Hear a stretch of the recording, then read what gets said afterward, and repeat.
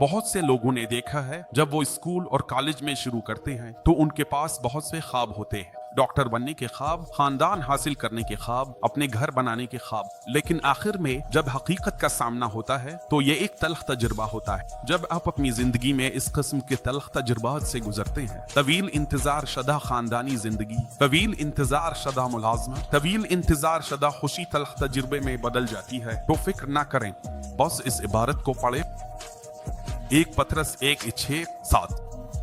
इसमें आप खुश होते हैं अगरचे अब थोड़ी देर के लिए आपको मुख्तलिफ आजमाइशों से गुजरना पड़ा है, ताकि आपके ईमान की सच्चाई जो सोने से ज्यादा कीमती है, जो कि फना पजीर है, आग से आजमाई जाती है। एक दिन आप इन तमाम आजमाइशों का इनाम देखेंगे जिनसे आप गुजर रहे हैं। ये सिर्फ एक लम्हे के लिए है, ये सिर्फ थोड़ी देर के लिए है, तो आपके ईमान की सच्चाई को आजमाया जाता है। अगर आप सच्चे हैं, बुहरान के दरमियान भी आप यसू को थामे रहेंगे।